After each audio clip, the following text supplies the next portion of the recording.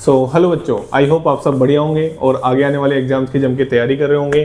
तो जिनका पेपर हो चुका है वो आगे लग जाइए जे एडवांस की तैयारी में, और जिनका पेपर होने वाला है वो आराम से कॉन्फिडेंट होके पेशेंसली पेपर को देना है। अगर क्वेश्चन होते जा रहे हैं तो करते जाना, ऐसा नहीं है कि कभी होता है पेपर के बीच में हमारा कॉन्फिडेंस बहुत सातवें आसमान पे चल जाता है तो हम कई बार सिली मिस्टेक करके आ जाते हैं, जिसको आप मतलब जो मिस्टेक आप करके आते हैं उसको नाम सिली मिस्टेक दे देते हैं। कई बार यूनिट में आप ध्यान नहीं दे पाते, कई बार कैलकुलेशन में आप ध्यान नहीं दे पाते, ये सब ओवर कॉन्फिडेंस से चीज़ें गलत हो जाती हैं। तो पूरा पेशेंसली पेपर सॉल्व करना, ठीक है ना। पेपर जनवरी सेशन के अगर कंपेयर करें तो केमिस्ट्री ईजी आप बोल सकते हैं। इस बार जो केमिस्ट्री देखी गई है, मैंने 2 अप्रैल शिफ्ट का भी जो पेपर एनालिसिस है वो अपलोड कर दिया है। ये 4 अप्रैल का पेपर एनालिसिस है। तो मैंने ये देखा है कि केमिस्ट्री में जो पहले जनवरी सेशन में स्टेटमेंट वाइज जो क्वेश्चन आए थे, 5-6 स्टेटमेंट देता था और फिर ऑप्शन बनाता था, वैसा इस बार कम देखने को मिला है, ठीक है ना। चलिए, तो आपके सामने है जनवरी मेन 4 अप्रैल 2026 का पेपर एनालिसिस। चैप्टर के नाम आपके सामने ये रहे, मॉर्निंग शिफ्ट, इवनिंग शिफ्ट आपके सामने लिखी गई है। क्लियर हो गई बात। चलिए, तो यहाँ पे आप देख सकते हैं मॉर्निंग शिफ्ट में मैंने टोटल चॉइस क्वेश्चन अलग अलग साइड से देखे, ठीक है ना। तो मेरे को चॉइस क्वेश्चन मिले 24 क्वेश्चन। मेरे को लगा कि ठीक है 24 क्वेश्चन का एनालिसिस बताते हैं। यहाँ पे टोटल 25 क्वेश्चन का एनालिसिस है केमिस्ट्री का, ठीक है ना। चलिए, तो आप आराम से देख सकते हैं physical chemistry 10 question, inorganic chemistry 4 question और ऑर्गेनिक केमिस्ट्री 10 क्वेश्चन। मतलब कहने का मतलब इस वाली शिफ्ट में फिजिकल और ऑर्गेनिक का वेटेज बहुत ज्यादा था, ठीक है। और अगर इधर देखें तो इधर भी फिजिकल और सॉरी, यहाँ पे एक मिस्टेक हो चुकी है, मैंने 2 बार फिजिकल लिख दिया है, ठीक है। कोई दिक्कत नहीं है, इसको थोड़ा सा रफ कर लेते हैं हम, ठीक है। और यहाँ पे क्या आ जाएगा, ऑर्गेनिक आ जाएगी, ठीक है। यहाँ पे क्या आ जाएगा बच्चा, ऑर्गेनिक आ जाएगी, कोई टेंशन वाली बात नहीं है। ये लो, तो ऑर्गेनिक और फिजिकल के 9 क्वेश्चन इवनिंग शिफ्ट में पूछे गए थे, इनऑर्गेनिक के 7 क्वेश्चन पूछे गए थे। क्लियर हो गई बात। चलिए, अब मैं चैप्टर वाइज बात करने वाला हूं। आइए सबसे पहले चैप्टर की बात करते हैं, मोल कॉन्सेप्ट। तो मोल कॉन्सेप्ट का अगर आप देखें, मॉर्निंग शिफ्ट में मैंने एक क्वेश्चन लिख रखा है आइडियल गैस से। किससे लिख रखा है, आइडियल गैस से। तो सर ये एक चीज मैं आपको बता देता हूं, वैसे मेंस के सिलेबस में गैसियस स्टेट चैप्टर नहीं है, वो जेईई एडवांस के सिलेबस में है। तो मैं आपको एक चीज बता देता हूं, ये जो क्वेश्चन आया था ना, वो एक बार जेईई मेंस जब गैसियस स्टेट होता था ना, गैसियस स्टेट जब चैप्टर सिलेबस में था, वहां से जेईई मेंस का जो क्वेश्चन आया था उसी तरीके का क्वेश्चन आया था यहाँ पे। अब ये अगर हम अपोज करते हैं तो ये क्या बोल देंगे कि भैया वो तो मोल कॉन्सेप्ट में भी आइडियल गैस पढ़ाई जाती है। तो बेटा मैं वही बोलूंगा कि ये बेसिक क्वेश्चन था, आप ऐसे नहीं बोल सकते वो सिलेबस के बाहर का था। हाँ, लेकिन आप ये बोल सकते हैं कि आइडियल गैस का वो अच्छा क्वेश्चन था जिसमें 2 कंटेनर थे, उनको कनेक्ट कर रखा था, फिर फाइनल टेम्परेचर पूछा था, तो उसमें आपको क्या करना था, मोल कांस्टेंट मान के क्वेश्चन सोल्व करना था। तो ये थोड़ी चीज का ध्यान रखिए जेईई मेंस में, ठीक है ना। वो कई बार ऐसी चीजें भी कर देता है। बाकी अगर मैं बात करूं, 2 क्वेश्चन टोटल पूछे गए थे, तो एक क्वेश्चन में बेहद ही आसान, मतलब मोलिक्यूल और मोल पूछा था, लीटर एट एसटीपी पे आपको वॉल्यूम दे रखी थी, मतलब बेहद ही आसान क्वेश्चन था, ठीक है ना। चलिए, अगर मैं इवनिंग शिफ्ट में बात करूं, एक क्वेश्चन आया था जिसमें नंबर ऑफ एटम पूछे थे। दोनों शिफ्ट में जो क्वेश्चन आए वो बेहद ही आसान क्वेश्चन आए। अगर मैं इन दोनों क्वेश्चन की बात करूं तो बात समझ में आ गई। तो मॉल कॉन्सेप्ट से भैया हमने 2 अप्रैल में भी देखा था, मॉर्निंग शिफ्ट में भी क्वेश्चन आया था, इवनिंग में भी आया था। यहाँ पे आप देखो, यहाँ पे भी मॉर्निंग और इवनिंग में आया है, ठीक है, ठीक है। तो यहाँ पे अगर हम बात करें एटॉमिक स्ट्रक्चर की, तो एटॉमिक स्ट्रक्चर के क्वेश्चन आए हैं भैया मॉर्निंग शिफ्ट में 2, इवनिंग शिफ्ट में 1, ठीक है। अगर मैं क्वेश्चन की बात करूं तो एक क्वेश्चन आया था लाइमन, ये अपनी जो स्पेक्ट्रम होती है ना, बामर और पार्शन, ऐसे 2 सीरीज की वेवलेंथ का रेशियो या फ्रीक्वेंसी का रेशियो पूछा था। मतलब स्पेक्ट्रम से रिलेटेड क्वेश्चन था। जो आप फॉर्मूला पढ़ते हैं ना, बामर पार्शन की वेवलेंथ का, उनका रेशियो, बहुत फेमस क्वेश्चन है।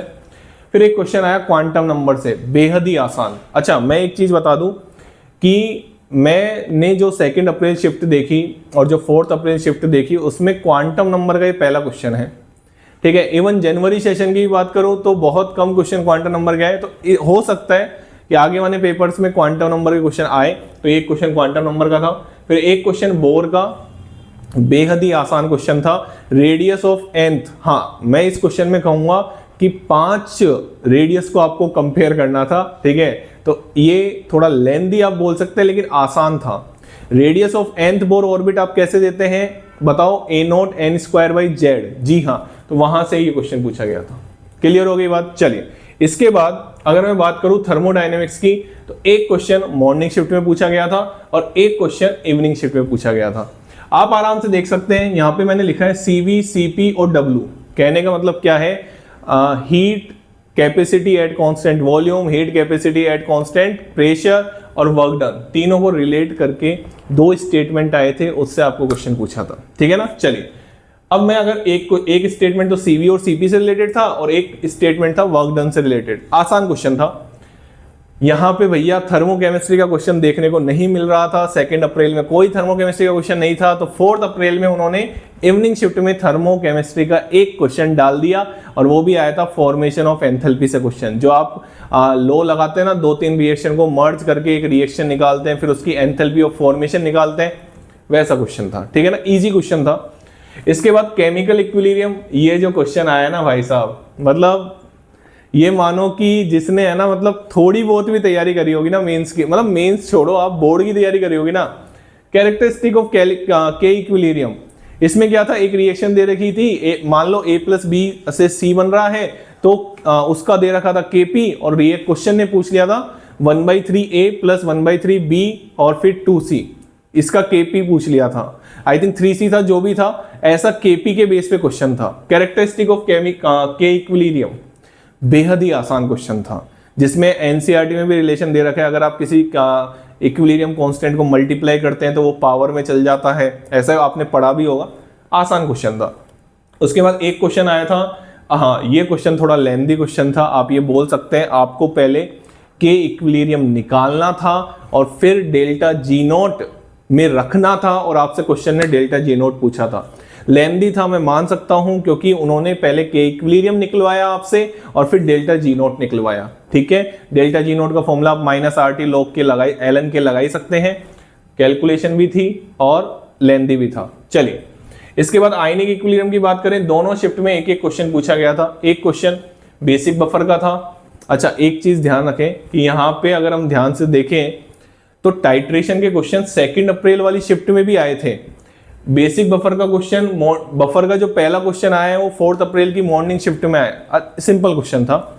टाइट्रेशन का क्वेश्चन 2 अप्रैल को भी आया था, 4 अप्रैल को भी आया है, और सेम टाइप का था, वीक एसिड और स्ट्रॉन्ग बेस टाइट्रेशन पे बेस था। ठीक है, चलिए इसके बाद रिडॉक्स रिएक्शन की बात करें, KMnO4 in acidic medium, FeC2O4 ऐसे Fe2SO4 का होल थ्राइस, इनके साथ रिएक्शन दे रखी थी KMnO4 की, और शायद कुछ उन्होंने मोल ऑफ KMnO4 या कुछ ऐसा पूछा था। तो आपको क्या करना था, number of equivalent of KMnO4 बराबर नंबर ऑफ इक्विवेलेंट ऑफ जितने भी दे रखे थे क्वेश्चन ने, FeC2O4 भी दे रखा था और आई थिंक Fe2SO4 का होल थ्राइस भी दे रखा था और एक और दे रखा था, उन सबके इक्विवेलेंट का सम किसके बराबर होता, इक्विवेलेंट ऑफ KMnO4 के बराबर होता। तो रिडॉक्स का क्वेश्चन 2 अप्रैल वाली में नहीं पूछा गया था, 4 अप्रैल वाली में पूछा गया है। ठीक है ना। चलिए सॉल्यूशन की बात करें भैया, सॉल्यूशन चैप्टर से हर शिफ्ट में क्वेश्चन पूछा जाता है। ठीक है, यहां पे आप आराम से देख सकते हैं।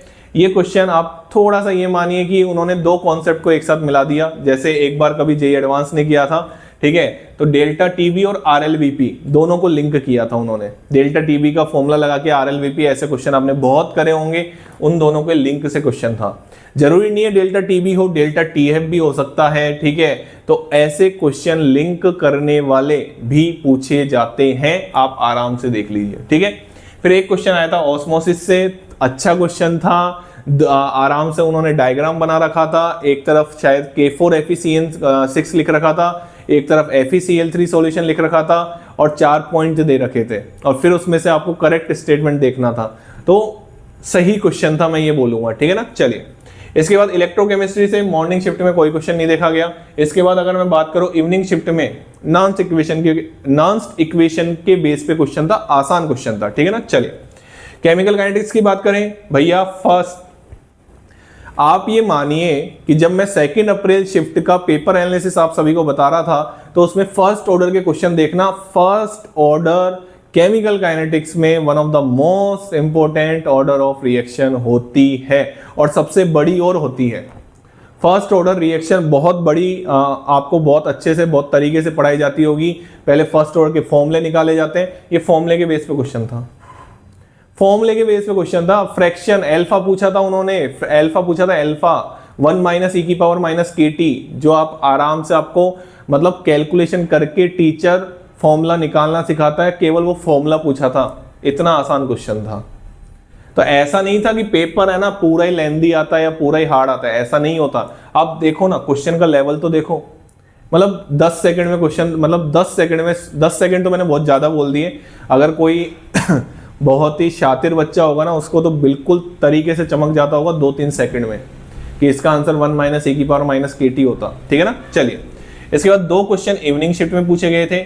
अच्छा, ये मैं आप सभी को बता दूं, ये वाला जो क्वेश्चन आया था ना वो बहुत सही क्वेश्चन था। इसमें ग्राफ दे रखा था, I think molarity versus time के बीच ग्राफ दे रखा था, अच्छा क्वेश्चन था, ठीक है ना। यहां पे अगर मैं बात करूं तो ये क्वेश्चन सिंपल क्वेश्चन था, ठीक है। इन्होंने इनिशियल कंसंट्रेशन, इनिशियल टाइम, फिर किसी कंसंट्रेशन पे टाइम पूछ लिया था, तो आराम से आप k बराबर 1/t ln a0/a फॉर्मूला लगाते 2 बार, आंसर आ जाता आपका। क्लियर हो गई बात। चलिए, इसके बाद प्रैक्टिकल फिजिकल केमिस्ट्री से कोई क्वेश्चन देखा नहीं गया। पीरियोडिक टेबल, तो आप आराम से, अगर मैं फिजिकल केमिस्ट्री को बताऊं ना तो आप आराम से देख सकते हैं कि जैसे मैंने कि पहले भी कहा था कि फिजिकल केमिस्ट्री से लगभग हर चैप्टर से क्वेश्चन आता ही है। मतलब इवन आप ये मानो कि तीनों केमिस्ट्री जो हमारी है, फिजिकल, इनऑर्गेनिक और ऑर्गेनिक, जेईई मेंस पूरी कोशिश करता है कि एक शिफ्ट में आपको हर चैप्टर से क्वेश्चन देखने को मिल जाए, ठीक है। चलिए, इसके बाद बात करें पीरियोडिक टेबल की। भैया ये जो क्वेश्चन था ना, मतलब कतई सिंपल, मतलब x माइनस में उसने इलेक्ट्रॉन दे रखे थे और फिर उसने है ना ये पूछा था उसका पीरियड नंबर, न्यूट्रॉन्स भी दे रखे थे आई थिंक, ठीक है ना। और फिर उसने पूछा था पीरियड नंबर बताओ, और वो पूछा था कौन सी स्टेट में एग्जिस्ट करता है, तो इसका आंसर ब्रोमाइन था और वो लिक्विड स्टेट में एग्जिस्ट करता है। कतई आसान क्वेश्चन था, ठीक है ना। इसके बाद एक क्वेश्चन था आयनाइजेशन एनर्जी का, ये इतना सिंपल क्वेश्चन था। जिन्होंने सेकंड आयनाइजेशन एनर्जी दे रखी थी, फर्स्ट दे रखी थी और सेकंड पूछी थी एक ही एलिमेंट की, तो हमको पता है सक्सेसिव आयनाइजेशन एंथैल्पीज बढ़ती हुई जाती हैं, तो बहुत आसान क्वेश्चन था, मतलब रद्दी क्वेश्चन था 1 नंबर का, ठीक है ना। चलिए, इसके बाद केमिकल बॉन्डिंग की बात करें। भैया एक क्वेश्चन वेस्पर थ्योरी से था, XCO6 4-, उसमें आपको I think number of lone pair और सिग्मा बॉन्ड का सम पूछा गया था, बेहद ही आसान, ठीक है ना। इतना तो आना ही चाहिए बच्चे को अगर वो 2 साल पढ़ता है तो, ठीक है ना। इसके बाद ये जो क्वेश्चन था एमओटी में, जो आप ऑर्बिटल की ओवरलैपिंग पढ़ते हैं, linear combination of atomic orbital, MOT में आपको ये पढ़ाया जाता होगा। तो उन्होंने कुछ ऐसा पूछा था, 4 ऑप्शन बना रखे थे, उसमें ऐसा पूछा गया था कि ऑर्बिटल ओवरलैप करने पे कैसा दिख रहा है, तो उन्होंने 4 डायग्राम बना रखे थे, उसमें से आपको सेलेक्ट करना था। मैं ये मानूंगा इजी टू मॉडरेट क्वेश्चन था, मतलब आपको बेसिक नॉलेज होनी चाहिए थी LCAO की, linear combination of atomic orbital, ठीक है ना। चलिए, इसके बाद डी एंड एफ ब्लॉक, भैया ये इसमें 4-5 स्टेटमेंट पूछे गए थे। ये एक वैसा क्वेश्चन था जैसा जेईई मेन जनवरी सेशन में देखा गया था। मतलब आप ये मानिए कि मैं जब भी मैं कोई क्वेश्चन सोल्व करवाता हूँ इनऑर्गेनिक का, फिजिकल का, चाहे वो जेईई मेंस का हो, चाहे वो जेईई एडवांस का हो, मैं ये बोलता जरूर हूं कि एनसीईआरटी जरूर पढ़ के जाएं। मतलब कोई बच्चा अगर डी एंड एफ ब्लॉक की एनसीईआरटी भी पढ़ के जाता है तो उसका ये क्वेश्चन आराम से सही हो जाता। एक भी स्टेटमेंट एनसीईआरटी के बाहर का नहीं था। मतलब Cr2O7 2- में उन्होंने CrO-Cr बॉन्ड एंगल पूछा था, वो जो बीच वाला बॉन्ड एंगल होता है 126 डिग्री, सीधा क्वेश्चन आया था इससे। मतलब इससे ज्यादा आप क्या लोगे। मतलब आप 2 साल तैयारी करते हैं, हम इतना कुछ पढ़ते हैं, इतना स्टडी मटेरियल पढ़ते हैं, अरे भाई जो मस्ट है उसको तो पढ़े कम से कम, ठीक है ना। चलिए, एफ ब्लॉक की कॉन्फ़िगरेशन से 2 अप्रैल की में भी शिफ्ट में क्वेश्चन देखा था, इवनिंग शिफ्ट में देखा था, और 4 अप्रैल की भी इवनिंग शिफ्ट में ही एफ ब्लॉक से क्वेश्चन था। प्योर एफ ब्लॉक की कॉन्फ़िगरेशन से क्वेश्चन था, और 2 अप्रैल में डी ब्लॉक के भी थे और एफ ब्लॉक के भी थे, लेकिन इस वाले क्वेश्चन में एफ ब्लॉक से ही था क्वेश्चन, ठीक है ना। तो आपको कॉन्फ़िगरेशन पता होनी चाहिए, वो टेबल पता होनी चाहिए, उसकी ट्रिक्स भी मैंने वीडियो उसके अपलोड कर रखी है, आप जाके देख सकते हैं। इसके बाद कम से कम यार याद करके जाइए, इसको दिक्कत जरूर आती है लेकिन आप रिवाइज करेंगे तो आपको याद हो जाएगी, ठीक है ना। इसके बाद जो क्वेश्चन था डी ब्लॉक से था, केमिकल प्रॉपर्टीज से क्वेश्चन था। केमिकल प्रॉपर्टीज में ऑक्सीडेशन स्टेट जो आपको पढ़ाई जाती है कि manganese higher oxidation state show करता है फ्लोरीन के साथ और ऑक्सीजन के साथ। अब ऑक्सीजन के साथ तो मैग्नीज शो करता है Mn2O7 +7 और फ्लोरीन के साथ शो करता है +4 MnF4। एनसीईआरटी की लाइन है, एक भी चीज जो मैं बोल रहा हूं ना वो एनसीईआरटी के बाहर की नहीं है। तो उसको जो गैप उनका आया 7 - 4 3, तो क्वेश्चन ने पूछा था नंबर ऑफ अनपेयर्ड इलेक्ट्रॉन 3 किस किस आयन में है और 4-5 आयन दे रखे थे डी ब्लॉक के ही। आसान क्वेश्चन था लेकिन बस यही दिक्कत है ना कि हम इतना कुछ पढ़ के जाते हैं लेकिन जो चीज मस्ट है, जो चीज बहुत जरूरी है वो पढ़ के नहीं जाते। तो उसका थोड़ा सा ध्यान रखें आप, एनसीईआरटी जरूर पढ़ें। जितने आने वाले बच्चे हैं, जितने आगे फ्यूचर में पेपर देने वाले, एनसीईआरटी को तो घोल के पीना है भैया, ठीक है ना। चलिए इसके बाद डी एंड एफ ब्लॉक हो गया। पी ब्लॉक से मॉर्निंग शिफ्ट में कोई क्वेश्चन नहीं देखा गया। इसके बाद 13 और 14 ये जो क्वेश्चन था ना वो मतलब इतना याद करने वाला क्वेश्चन था। मतलब इन्होंने ये पूछा कि जी की जो इलेक्ट्रोनेगेटिविटी है वो सेम है 13th ग्रुप के किसी एलिमेंट के साथ। अब यार इतना मतलब यही है भाई जेईई मेंस, यही है जेईई मेंस जिन्होंने इतना क्वेश्चन आपको याद, इतना पॉइंट याद होना चाहिए था कि जी की जो इलेक्ट्रोनेगेटिविटी है 1.8 वही इलेक्ट्रोनेगेटिविटी 13th ग्रुप के किसी एलिमेंट की है जो कि है टीएल की भी जो इलेक्ट्रोनेगेटिविटी है वो 1.8 है।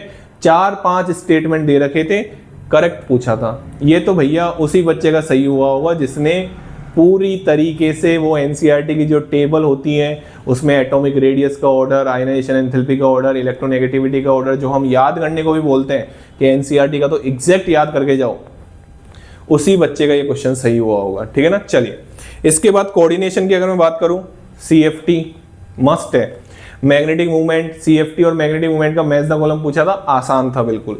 सीएफटी अनपेयर्ड इलेक्ट्रॉन और ये मैंने फ्रीक्वेंसी ऑफ एब्जॉर्प्शन, ये फ्रीक्वेंसी है बेटा, फ्रीक्वेंसी ऑफ एब्जॉर्प्शन ने क्वेश्चन ने पूछा था, बेहद ही आसान क्वेश्चन था। सीएफटी कोऑर्डिनेशन कंपाउंड से तो क्वेश्चन आना तय होता है, हर शिफ्ट में क्वेश्चन आता है, एक छोड़ो दो भी आ जाते हैं, बहुत इंपॉर्टेंट चैप्टर है, आसान क्वेश्चन था, ठीक है ना। चलिए भैया सॉल्ट एनालिसिस से अगर आप क्वेश्चन देखें तो मॉर्निंग शिफ्ट में तो कोई क्वेश्चन था नहीं, इवनिंग शिफ्ट में इतना आसान क्वेश्चन था। मतलब कैटायन के ग्रुप, आपको ग्रुप रिएजेंट दे रखा था, आई थिंक कुछ NH4OH H2S था शायद, और उसमें आपको कैटायन आइडेंटिफाई करना था। मतलब यार सॉल्ट एनालिसिस, यार ऐसे चैप्टर क्यों छोड़ के जाने हैं हमको, मतलब जो हमको फ्री के नंबर दे रहे हैं यार, हमको क्यों छोड़ के जाना है। हम बात करते हैं, हम ऐसे बड़े बड़े चैप्टर पढ़ के जा रहे हैं, इतना डिटेल में पढ़ के जा रहे हैं, अरे भाई आपको जो नंबर दे रहा है वो भी पढ़ के जाओ। सॉल्ट एनालिसिस आपको नंबर दे रहा है, फ्री के 4 नंबर थे, ठीक है ना। चलिए इसके बाद अगर हम आगे बढ़े, ऑर्गेनिक केमिस्ट्री मॉर्निंग शिफ्ट में 10 क्वेश्चन पूछे गए थे, आराम से आप देखें। ये पी का मतलब है POC, practical organic chemistry, B का मतलब है बायोमोलिक्यूल। आप आराम से देखो, मैं ये पी और बी पता है क्यों लिखता हूं, क्योंकि आपको पता होना चाहिए कि बायोमोलिक्यूल से यहां पे क्वेश्चन आया था अमीनो एसिड और कार्बोहाइड्रेट से लिंक कर, 2 क्वेश्चन आए थे, एक अमीनो एसिड और एक कार्बोहाइड्रेट से, ये 2 क्वेश्चन आए थे बायोमोलिक्यूल से, और एक क्वेश्चन पीओसी का आया था, प्रैक्टिकल ऑर्गेनिक केमिस्ट्री का। क्लियर हो गई बात।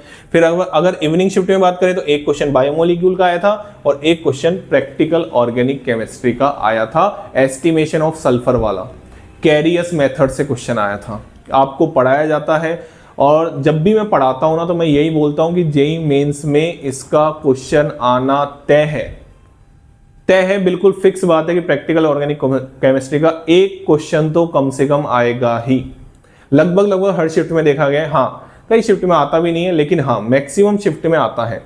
तो आप आराम से देख सकते हैं, बायोमोलिक्यूल हर बार 2 अप्रैल में भी दोनों ही शिफ्ट में क्वेश्चन था, प्रैक्टिकल ऑर्गेनिक केमिस्ट्री 2 अप्रैल में भी दोनों ही शिफ्ट में क्वेश्चन था। तो दोनों ही चैप्टर स्कोरिंग है। हाँ बायोमोलिक्यूल में क्या होता है ना, कुछ चीजें इतनी याद करने वाली है, मतलब जो विटामिन वाली जो टेबल है उसमें जो प्रेजेंट होता है वो चीज हमको याद करनी होती है। हाँ तो यार ये है कि अगर वो थोड़ा बहुत आपको याद रह जाता है तो आपके 4 नंबर पक्के हैं, ठीक है। तो ये एनालिसिस था 4 अप्रैल 2026 का, जनवरी नहीं अप्रैल सेशन का। सेशन कौन सा है? सेकंड का पेपर एनालिसिस आप सभी के सामने, ठीक है। चलिए, थैंक यू सो मच। 5 अप्रैल का मैं जल्दी आप सभी के लिए लेके आऊँगा, ठीक है। और अभी जनवरी सेशन के मुकाबले जो हम देख रहे हैं अप्रैल सेशन में केमिस्ट्री थोड़ी इजी आ रही है। ओवरऑल पेपर भी अगर बात करें तो बच्चे ज़्यादा क्वेश्चन अटेम्प्ट करके आ रहे हैं। अब इसका मतलब ये नहीं है कि स्कोर ज़्यादा हो, क्योंकि नेगेटिव मार्किंग भी अच्छी खासी, सिली मिस्टेक जो हम चीज़ें बोल देते हैं। तो जिन भी बच्चों का पेपर आने वाला है, देने वाले हैं 6 और 8 को, वो एक चीज़ जरूर ध्यान रखिएगा, जल्दबाजी में कोई क्वेश्चन गलत नहीं करके आना, क्योंकि फिर वो पछताने से तो कुछ होता नहीं है, ठीक है ना। चलिए, thank you so much. Channel को लाइक करें, शेयर करें और सब्सक्राइब करें।